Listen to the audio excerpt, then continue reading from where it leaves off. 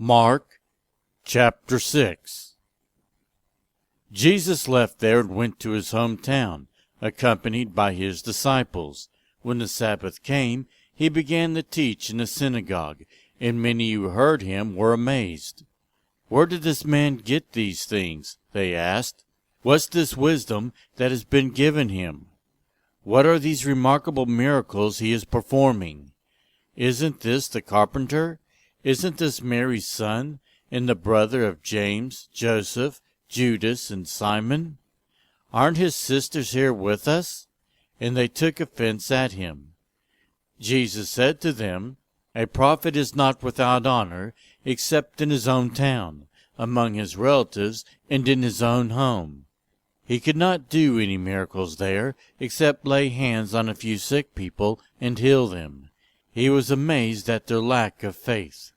Then Jesus went around teaching from village to village. Calling the 12 to him, he began to send them out 2 by 2, and gave them authority over impure spirits. These were his instructions: "Take nothing for the journey except a staff, no bread, no bag, no money in your belts. Wear sandals, but not an extra shirt. Whenever you enter a house, stay there until you leave that town. And if any place will not welcome you or listen to you, leave that place and shake the dust off your feet as a testimony against them." They went out and preached that people should repent. They drove out many demons and anointed many sick people with oil and healed them. King Herod heard about this, for Jesus' name had become well known. Some were saying, "John the Baptist has been raised from the dead, and that is why miraculous powers are at work in him." Others said, "He is Elijah." And still others claimed, "He is a prophet, like one of the prophets of long ago." But when Herod heard this, he said, "John, whom I beheaded, has been raised from the dead." For Herod himself had given orders to have John arrested, and he had him bound and put in prison. He did this because of Herodias, his brother Philip's wife, whom he had married. For John had been saying to Herod, "It is not lawful for you to have your brother's wife."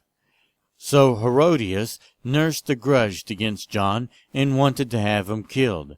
But she was not able to, because Herod feared John and protected him, knowing him to be a righteous and holy man. When Herod heard John, he was greatly puzzled, yet he liked to listen to him. Finally the opportune time came. On his birthday, Herod gave a banquet for his high officials and military commanders and the leading men of Galilee. When the daughter of Herodias came in and danced, she pleased Herod and his dinner guests. The king said to the girl, "Ask me for anything you want, and I'll give it to you." And he promised her with an oath, "Whatever you ask I will give you, up to half my kingdom."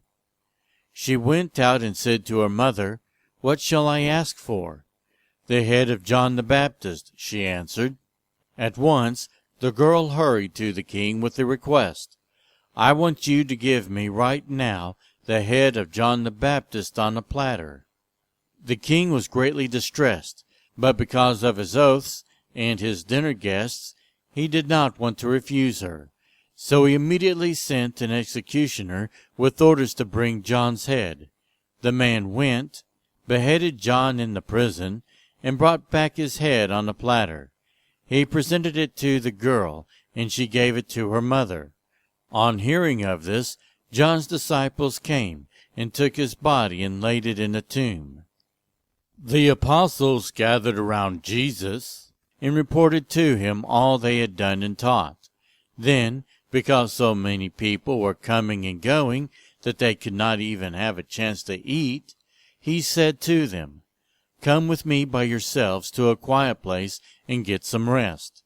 So they went away by themselves in a boat to a solitary place. But many who saw them leaving recognized them, and ran on foot from all the towns, and got there ahead of them. When Jesus landed and saw a large crowd, he had compassion on them, because they were like sheep without a shepherd.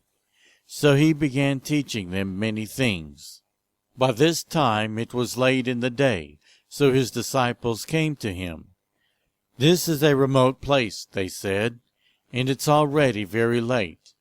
Send the people away so that they can go to the surrounding countryside and villages and buy themselves something to eat." But he answered, "You give them something to eat."